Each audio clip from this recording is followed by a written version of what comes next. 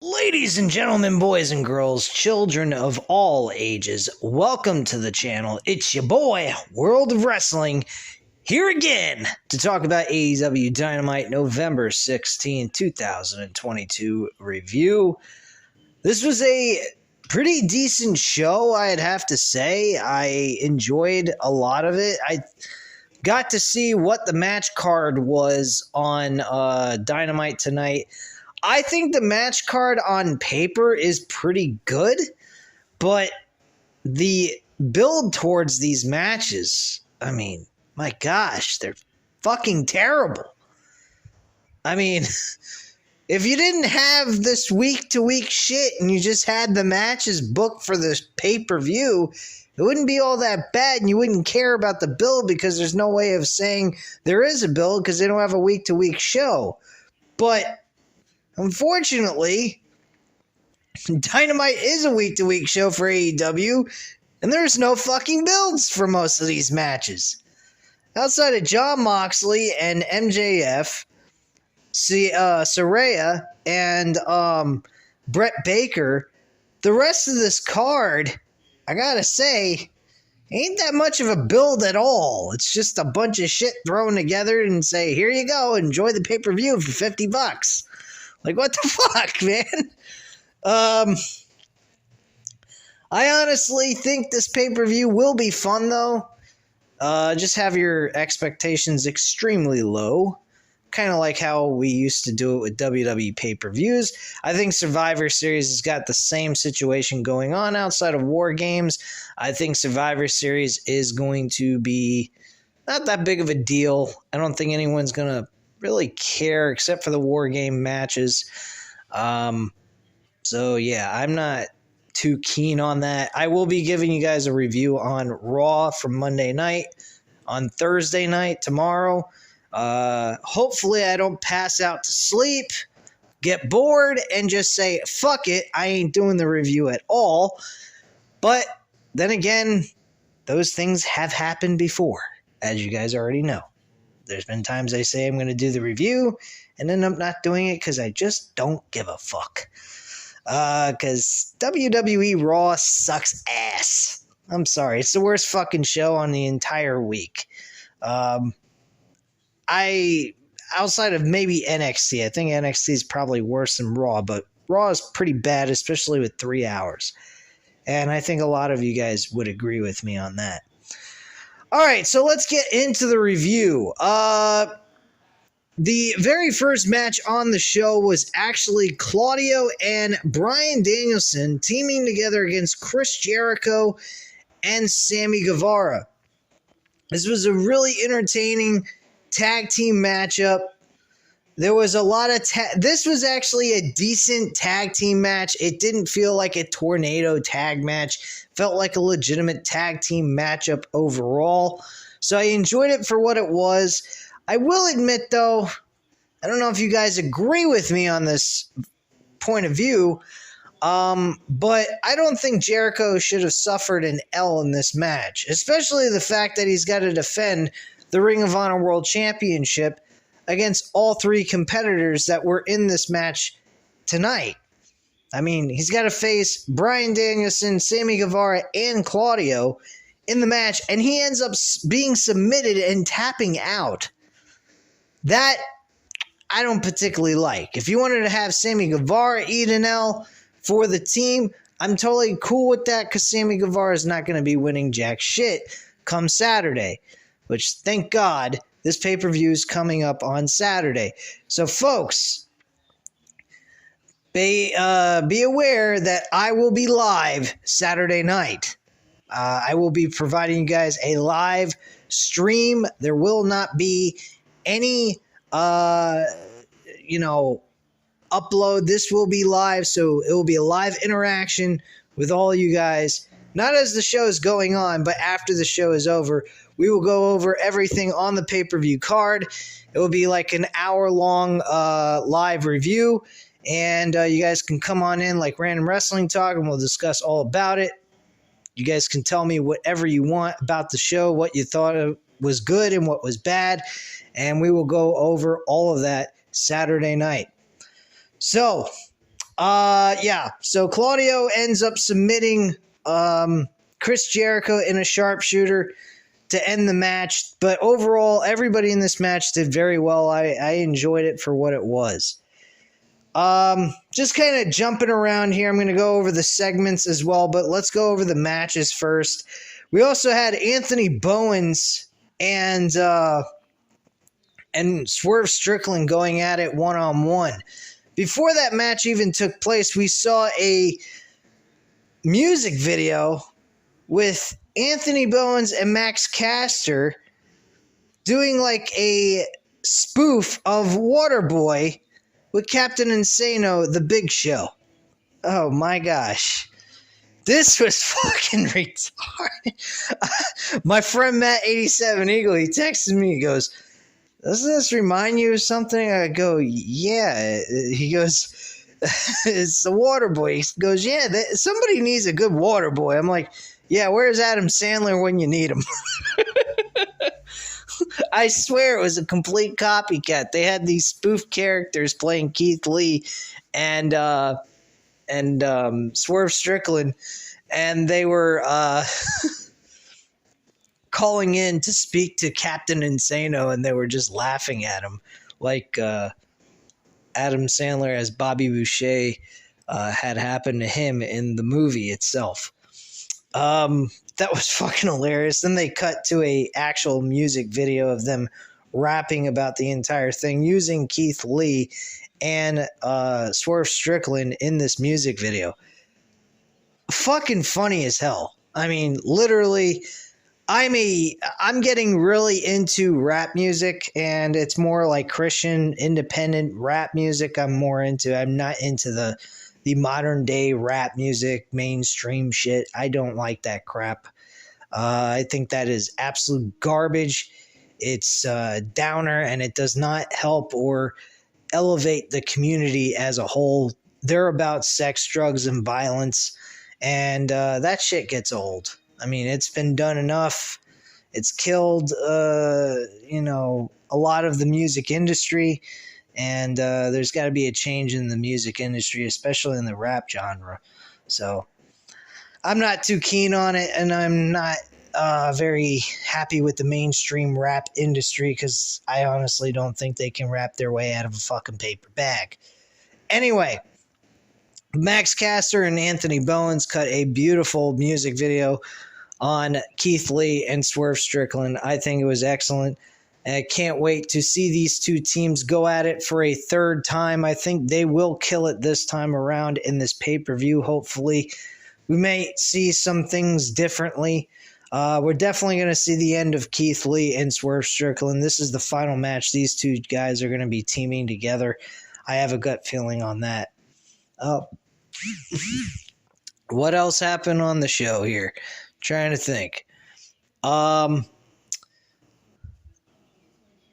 I went ahead and also with this matchup, it was Anthony Bowens and Swerve Strickland. Swerve Strickland ends up beating Anthony Bowens in this matchup. This match was average at best. I'm not saying this was as good as the tag team match, but it wasn't bad. But honestly, why are we seeing these two guys going at it when they're going to be facing each other at the pay-per-view in the first place? What do we need to see this for? I don't get this, especially, again, another champion losing in a one-on-one match.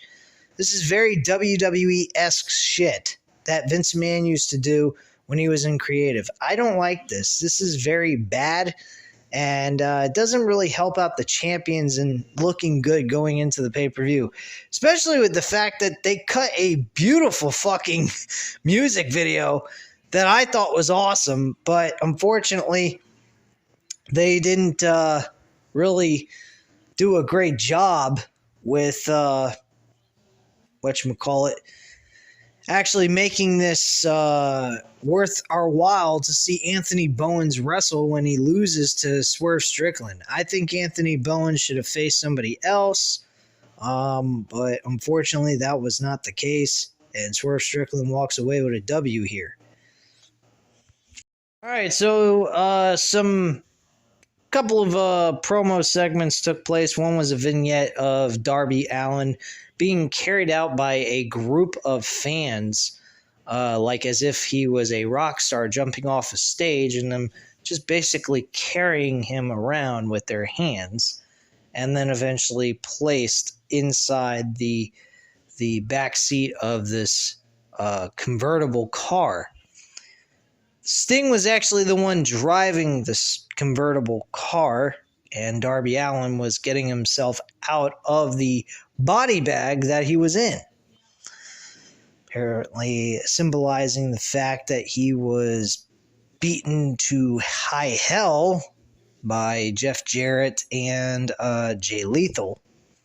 So Sting looked at the camera and said, at November 19th, Saturday, it will be showtime. That's pretty much all we got from that. Then we cut to backstage. We have Jay Lethal and Jeff Jarrett cutting a promo. Jeff Jarrett just basically been saying the same shit for the last 3 weeks, this being the third week in a row of him saying basically the same things. And who gives a fuck? This promo sucked.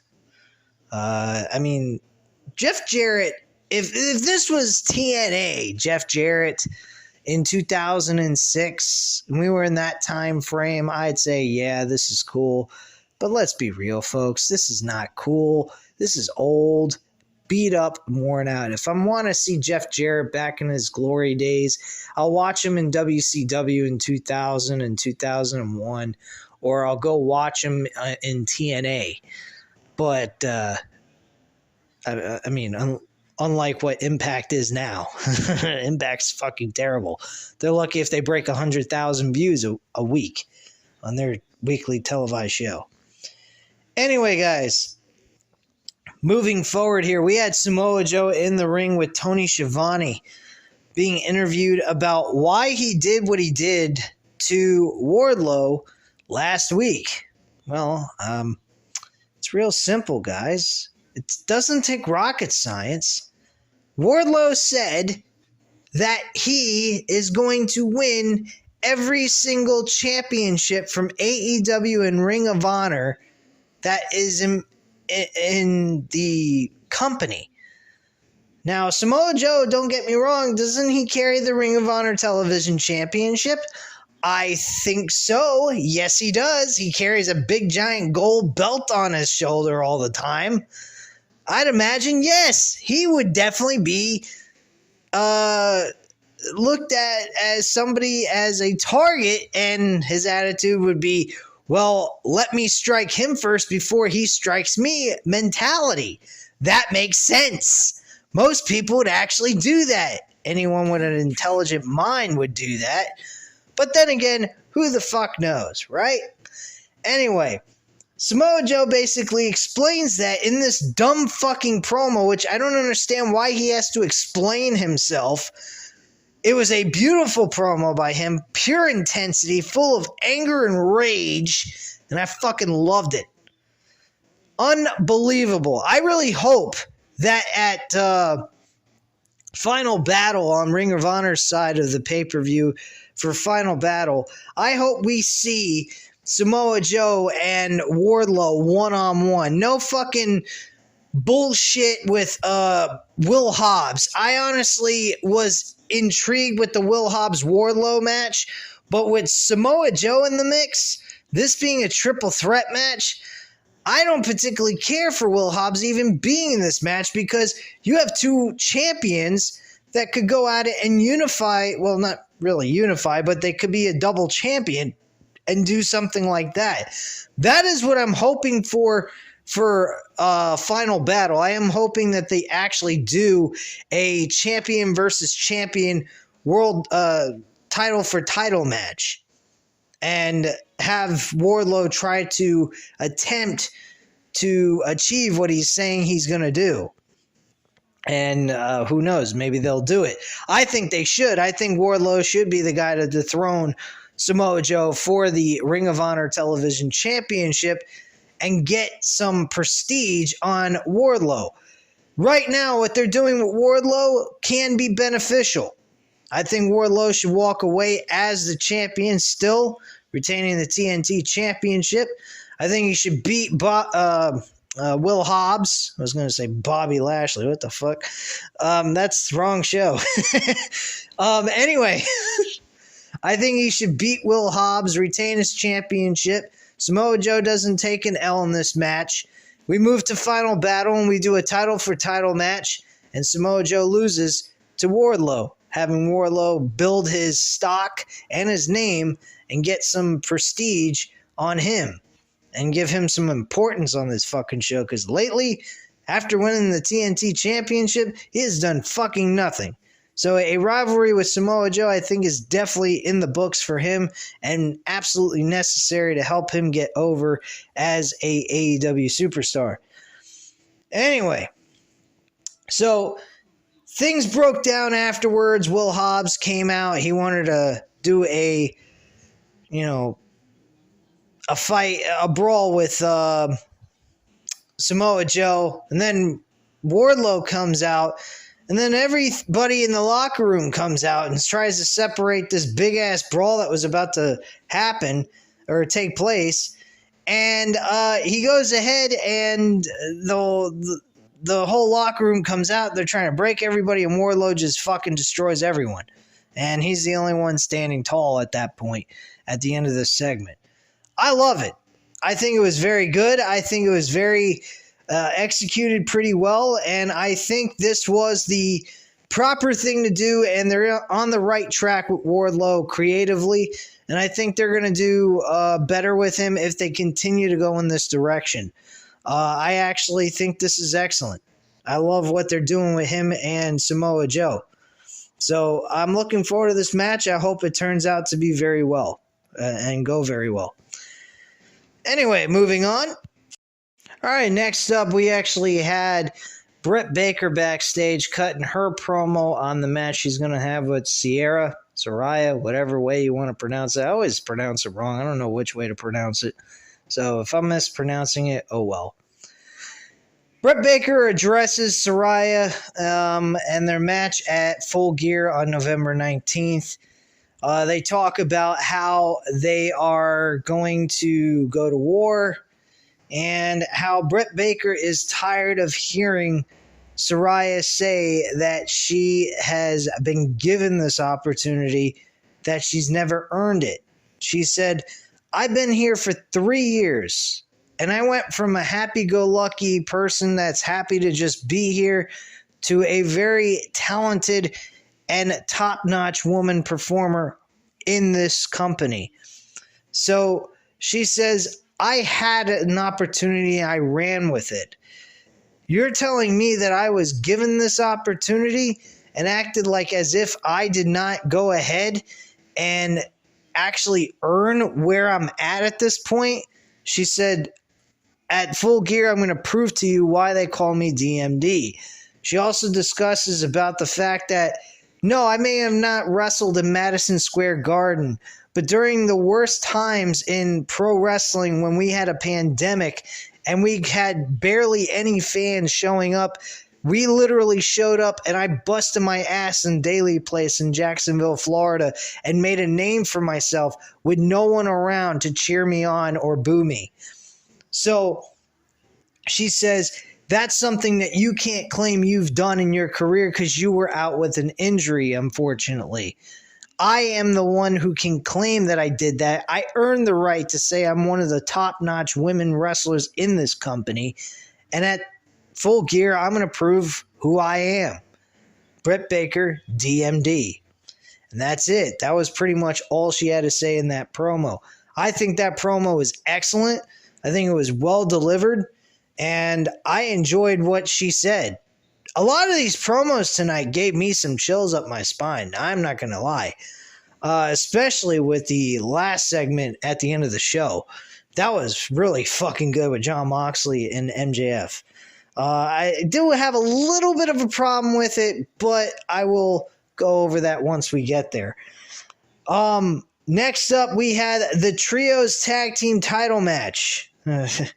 Again, I say tag team loosely here, because whenever it comes to a Trios Tag Team title match, There's no tag team involved. Like I said during Random Wrestling Talk episode number 38 last night, the tag team wrestling in AEW is shit. Not that they don't have enough tag teams, but because of the fact that they don't do actual tag team wrestling.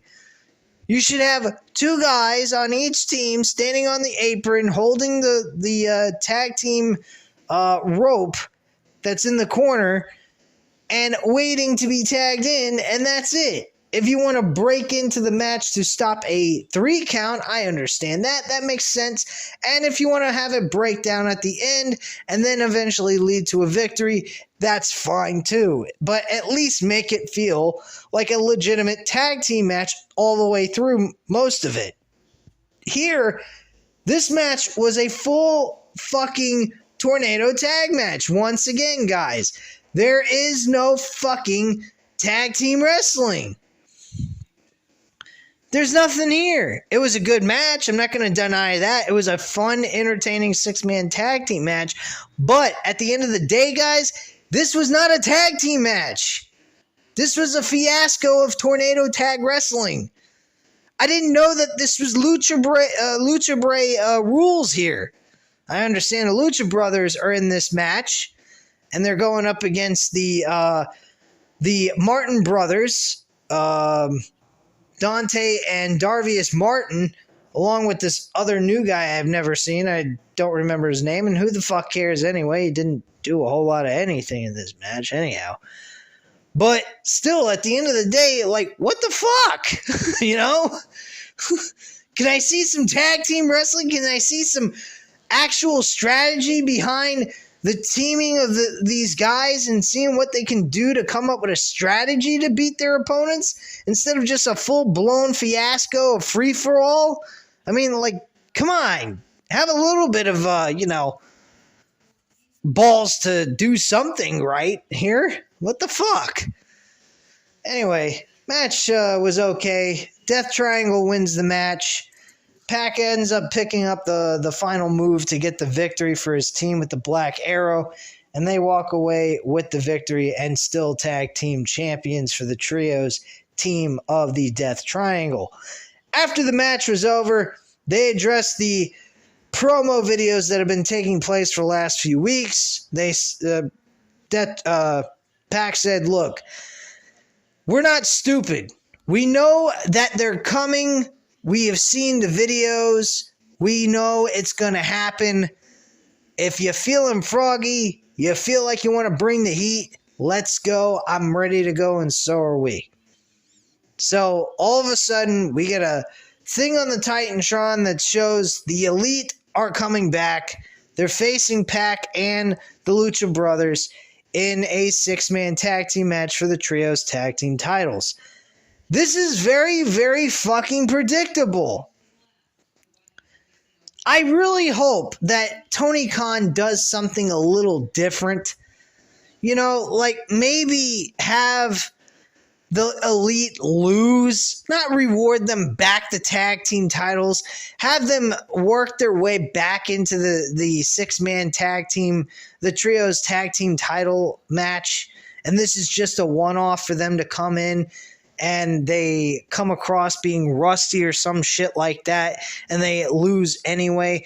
But to have them go ahead and go over the Death Triangle when Death Triangle has been producing some good stuff as the Trios tag team champions, I think would be kind of giving them the short end of the stick. And they might as well should have just kept the titles on the Elite to begin with, never stripping them and just keeping them off television altogether. Because this is ridiculous to bring them back and immediately reward them back the tag team titles. So they might as well just call the tag team champions at this time the interim trios team, the interim trios tag team champions. That's ridiculous. I honestly do not believe they should go in that direction. I think they should win back the tag team titles at some point, but not now. They don't need to automatically get rewarded the fucking tag team titles right out of the gate after they've been suspended for doing some unprofessional things. Regardless whether it was their fault or not, They didn't need to go talk to CM Punk. CM Punk didn't need to say the shit he said. Everybody was in the fucking wrong in that all-out damn pay-per-view event. The whole thing was a gosh darn travesty and a mess. And to be quite frank with you guys, the whole thing was just a plain fucking joke. And it's really hurt the company overall in my book. But that's just my viewpoint. On the show was a match between Ethan Page and Bandino in an AEW World Title Eliminator to eventually crown the number one contender to face the world champion, whether it's Jon Moxley or MJF, at Winter is Coming on in December for an AEW Dynamite episode. Ethan Page and Bandino was actually a decent matchup. I actually enjoyed this one very much so. I think Bandino performed at a very high level. Ethan Page was decent. I don't think there was anything wrong with what he did. He definitely played the heel role in this matchup very well. I mean, it was an okay match. It was nothing to go crying home about and saying it was an amazing match, and my God, I couldn't believe I saw it, or a classic, but it was a good match nonetheless. Bandino ends up losing the match to an over-the-edge powerbomb by Ethan Page, and that's pretty much that. Next up, we had Saraya, whatever the hell you say her name. I can't fucking remember how you pronounce it. Again, she pretty much goes ahead and says, look, you don't think that I got my opportunity where I came from? She said, you know, I'm tired of sitting here going back and forth with you, Britt Baker. All I want to do is face you at Full Gear and end all of this and be done with it. And she told Renee Paquette that she's done with the interview and that's it. She was very short and sweet with her response. Not a whole lot said by Saraya, and that was that. Next we had Toni Storm against Anna Jay in a AEW interim women's title eliminator, which I don't know why they're putting Toni Storm, who is the interim world champion, in a match with Anna Jay, who is nowhere near a title opportunity at all. Fortunate enough, though, she ends up losing the match, Anna Jay, by Toni Storm defeating her and getting the 1-2-3. So nothing really too important there. I didn't particularly care for this match all that much. And that's how that match ended. All right. Anyway, moving on to the next thing. This is the main segment of the entire show, the last thing that we saw on the show. We had Jon Moxley standing in the middle of the ring with William Regal holding the AEW World Championship in the corner. And Jon Moxley pretty much cutting a, once again, outstanding promo. Love his promo work. I love the heart he puts behind these promos and how much adrenaline and anger and emotion he puts behind these promos every single time he gets behind the mic. He is far better than he ever was in WWE. He basically said, look, you know, I've been sitting back, I've been researching MJF besides the match that I had with him in 2020, and I gotta say, I'm not too impressed. That's what he had to say about this. He said, I'm not really impressed with you. You know how to sing. You've had one fucking match. You beat my young boy, Jack Perry. And then after that, you did nothing for 6 months. You come back and you dress up like the devil for Halloween, and you win a poker chip to be claimed as the number one contender for the world title, revealing yourself as the devil. Since you've come back, you've done absolutely nothing except talk about how you are the devil. And he said, look, you know something? I've seen the devil, and you sure as hell ain't it. Pretty much. He says, I've dealt with pain. I love it. I get an adrenaline rush from it. I love getting it and giving it. That is what I am addicted to. That's my addiction. That's what I love to do every single time I'm in this ring. I don't care who it is. I don't care if it's a friend. I don't care if it's an enemy. I have my intention to beat the living hell out of that opponent, whoever it may be, especially if it's after the World Heavyweight Championship that I carry at this time. I absolutely loved it. I'm trying to remember some other things he said. There was a lot of stuff he said in this promo. He took up most of the time. MJF pretty much kind of did a little bit of promo work at the end, which was very good as well. So he went ahead and called him out, asked him to come out and asked him to show him what he is made of, basically, so they can have a mini brawl and see what he's all about. All of a sudden, we get the Firm coming out of nowhere, beating up on Jon Moxley, holding William Regal in the corner back so he can't do nothing. And then, all of a sudden, MJF is coming out. I'm going, what the fuck is the Firm doing here? The Firm has nothing to do with MJF anymore. Why the hell they have any interest in beating Jon Moxley? It made absolutely no sense to me. All it did was make MJF kind of look like this heroic character and getting the crowd behind him, which this whole charade is not, I'm not buying it anymore. He's not going to be a face. All right. I was thinking maybe he was going to turn face and get the crowd behind him. He's not doing that. He's not. I'm no longer fooled by the whole charade that MJF has been putting over everyone's face. I mean, he's still walking around saying he's the fucking devil, and he said the greatest thing that the devil ever did was convince people he didn't exist, in which case that is said in the Bible, and he literally is portraying that in full color, man. Live in color, okay? So he's giving everyone this idea that he's a good guy. He ain't no good guy. He ain't gonna do nothing but one thing. He said, I'm gonna punch your fucking face clean off, and I'm not gonna do it with no Dynamite diamond ring. That's not even necessary. And he looked at William Regal when he said it. William Regal gave him a stare as well. And there was quite a few bits of staring down between these two throughout this rest of the segment between MJF and William Regal, which gives me the impression that it ain't going to be the Firm to all of a sudden make the big save and the help for MJF to beat Jon Moxley for the World Heavyweight title.